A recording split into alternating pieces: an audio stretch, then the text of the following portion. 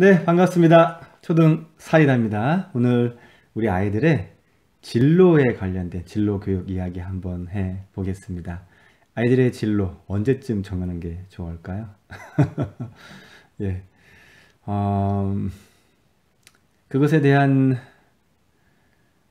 이야기를 하기에 앞서서 한 가지 우리가 생각해 볼 게 있습니다. 뭐냐면 아이들이요, 고민하는 게 있어요.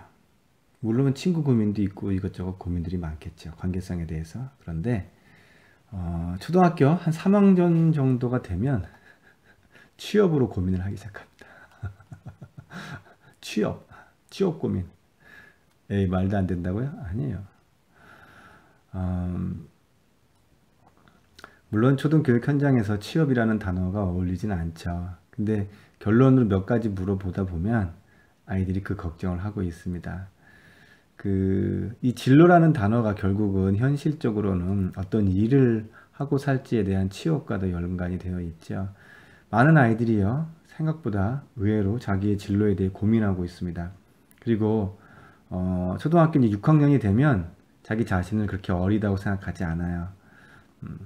초등 시기에 또 6학년을 보낸 것 같이 한 번만 더 보내면 성인이 된다는 걸 알고 있습니다.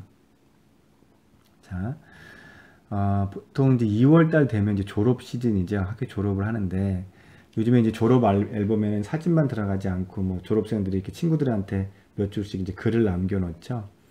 그 글들을 읽어보면 이런 문구가 나와요. 뭐 나중에 꼭 성공해서 다시 만나자. 뭐 어른이 돼서 좋은 직장을 다니지 못해도 우리의 우정 잊지 말자. 자, 이미 그들은 마치 그들이 무슨 대학 졸업하는 사람들 마냥 뭐 성공하자든지 뭐 취업에 관련 이야기들이 짤막짤막하게 들어가 있습니다. 그것이 어떻게 보면 미래에 대한 불안한 그런 심정을 내보이는 것과 마찬가지라고 말씀드릴 수 있는데요. 실질적으로 아이들하고 직접적으로 면담을 해보면 또 그런 모습을 확연히 알 수가 있습니다. 그러니까 이런 거예요. 만약에 민지가 이제 꿈이 의사가 되는 겁니다. 이제 의사들은 뭐 영어로 이제 뭐 원서로 공부해야 한다는 얘기를 어디서 들었나 봐요. 그래서 영어 공부를 이제 열심히 하려고 해요. 초등학교 6학년인데 막 수능 영어 단어장을 들고 다니면서 공부를 해요. 이제 그걸 옆에서 보고 있던 이제 영희가 혹은 선아가 이제 불안하기 시작하죠. 나도 뭔가 저렇게 민지처럼 꿈을 갖고 시작하지 않으면 뒤처질 수도 있는데. 자, 그래서 이렇게 이야기한 친구도 있습니다. 점심시간에 즐겁게 놀 때는 몰랐는데 놀고 나서 들어오면 왠지 자꾸 후회가 된다. 내가 잘못한 것 같다. 뭘 준비해야 될 것 같은데 아직 명확히 이거다 하는 꿈이 없어서 시작할 수도 없고 그렇다고 그냥 있다니 불안하고 어떻게 하면 좋겠는지 등등. 자, 이런 말씀을 들으면 그래, 그러니까 빨리 진로를 빨리 결정하는 게 좋겠네 라고 생각하실 수도 있겠는데요. 이론상으로는 진로를 빨리 확정하고 그만큼 철저히 준비하는 시간이 길수록 도움이 되겠죠. 그런데 본인의 진로를 초등 시기에 정한다는 건 사실 거의 기적에 가깝습니다. 특히 자신이 어른이 돼서 무엇을 하면서 살고 싶다는 걸 초등 시기에 하고 알아차렸다? 이건 거의 천운에 가까운 일입니다.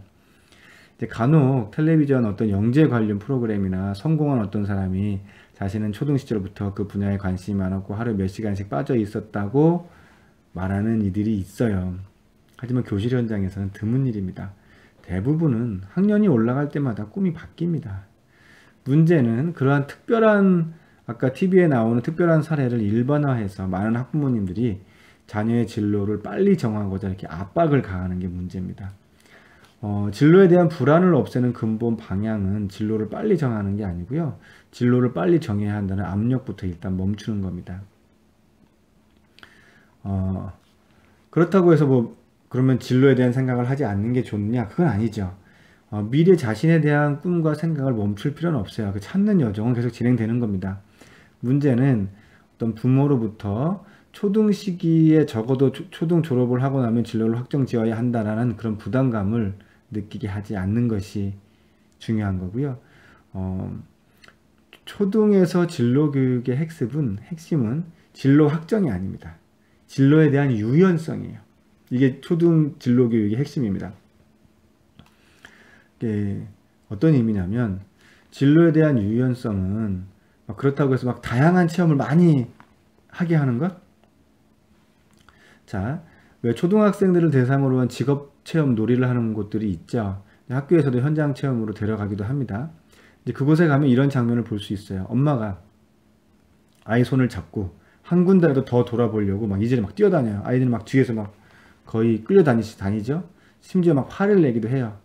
비싼 입장료를 내고 들어왔는데 겨우 두세 군데만 하고 지쳐서 되겠느냐. 예. 초등 시기의 진로의 유연성은요, 그렇게 쫓기듯이 많은 체험을 하면서 생기는 게 아니에요. 한 번이라도 제대로 몰입해보는 과정에서 나오는 겁니다. 몰입하는데 그게 진로의 유연성을 경험한다? 네, 이게 무슨 뜻이냐면 이것저것 막 바쁘게 두서없이 체험하다가 이게 나한테 맞는 것 같다라는 탄성이 나오지 않는다는 거예요. 이거구나 하는 탄성은요, 어느 한 가지에 몰입하는 과정이 있어야 나오는 겁니다. 처음에는 막 재밌는 것 같아서 몇 시간씩 혹은 며칠을 몰두합니다. 그러다가 알게 돼요. 생각과는 다른데 재미없는데 등등등. 그리고 더 이상의 몰두를 멈춰요. 그리고 다른 걸 찾아요. 이런 수순이 돼야 됩니다. 이러한 과정을 충실히 거쳐야 유연성이 생기는 거예요. 유연성은요, 내가 뭔가 확실한 포기 과정이 동반되어야 형성되는 겁니다. 그냥 스치듯이 급하게 막 이것도 해보고 저것도 해보고 막 그러면서 됐니? 좋니? 싫으니? 이러한 체험들은 포기 과정이 없어요. 그래서 아이들을 더 혼란스럽게 만듭니다. 그래도 이것도 해보니까 재밌는 것 같고 저것도 해보니까 재밌는 것 같고 다 재밌는 것 같은데. 이건 유연성이 아니고요. 모든 걸 다 끌어안고 가야 된다는 그런 무게감을 안겨줍니다. 자, 일단 그 유연하게 진로를 찾는 방안, 그럼 어떻게 해야 되느냐. 기본적으로 말씀드리고 싶은 거는요, 자꾸 주변에서 어른들이 널 이 다음에 뭘 해먹고 살래? 이런 거 묻지 않으시는 것이 좋습니다. 예. 생각보다 학부모님들이 자주 물어요. 이 다음에 뭐 해서 커서 뭘 하고 싶니? 그렇게 해가지고 뭐 하겠니? 라고. 어떤 그런 추궁에 가까운 질문보다는 좀 더 가까운 미래에 대한 질문을, 구체적인 질문이 좋아요. 뭐냐면 내일 쉬는 날이네? 내일 너한테 자유시간을 아빠가 줄게. 뭐 하고 싶어? 그럼 아이들은 금방 대답을 해요. 내가 무엇을 하면서 놀고 싶다. 그 무엇을 하면서 놀고 싶은지에 관심을 가지는 게 자녀의 흥미와 적성을 파악하는 데 도움이 됩니다. 먼 미래에 대한 질문, 그에 대한 대답은 진로의 유연성에 별 도움이 안 돼요.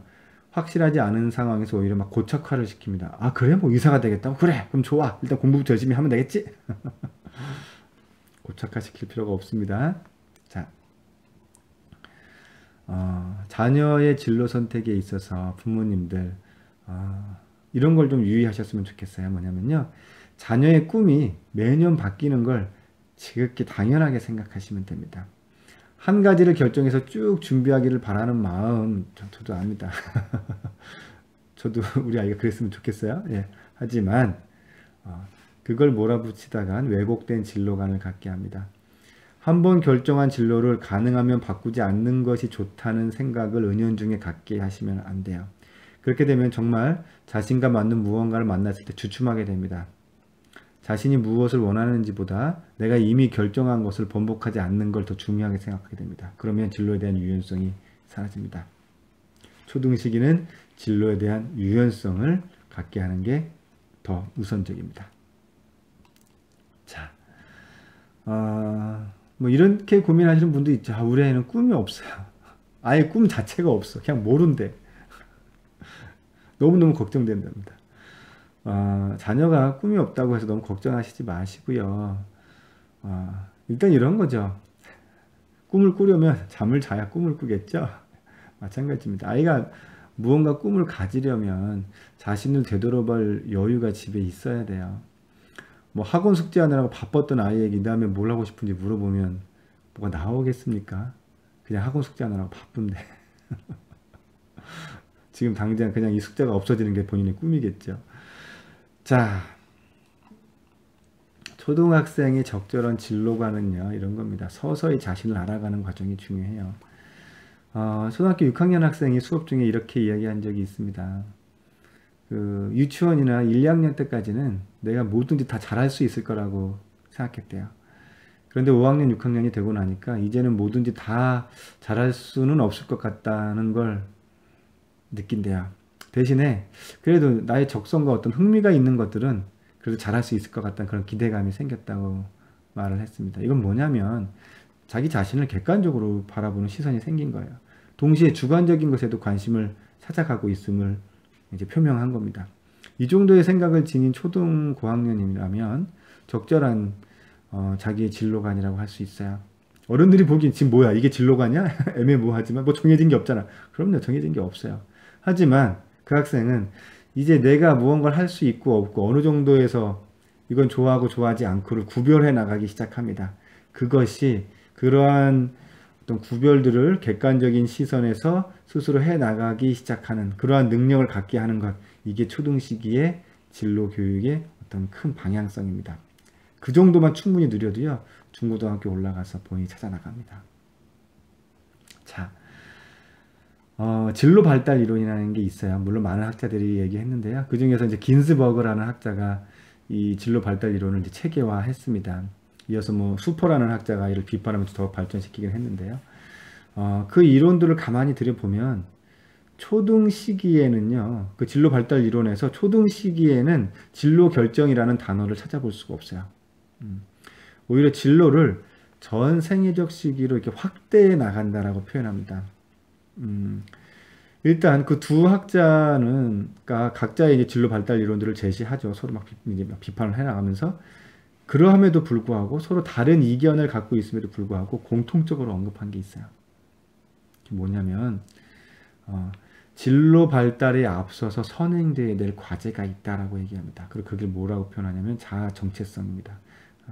적어도 나는 어떤 사람이다 라는 정체성을 생각하는 게 우선이라는 거죠. 그리고 그건 초등 시기입니다. 내가 어떤 사람이야 라는 정체성을 생각해 보기도 전에 나는 어떤 일을 하는 사람이다 라는 진로 결정으로 그 자아 정체성을 덮어버리지 않도록 하는 것 중요합니다. 천천히 일단 나는 어떤 사람이다 라는 정체성을 알고 나서 내가 어떤 사람이기에 어떤 일을 하는 것이 나에게 적합하고 합당한 것인지 진로 발달은 그 후의 이야기입니다. 아이의 자아 정체성에 먼저 관심을 가져주세요. 아이의 자아 정체성은 어떻게 관심 갖냐고요? 초등 사이다에서 또 준비하겠습니다. 잠시만 기다려 주십시오. 네, 우리 아이들의 진로에 대한 염려와 걱정들 많으실 텐데요. 어머님들이 우리 아이들의 유연적인 사고 가질 수 있도록 준비해 주시는 거, 그거 하나만 가져가셔도 충분합니다. 초등 사이다 오늘 또 다른 이야기 준비했습니다. 그리고 같이 나누었습니다. 계속 멈추지 않고 가겠습니다. 우리 학부모님들 오늘 하루도 화이팅입니다.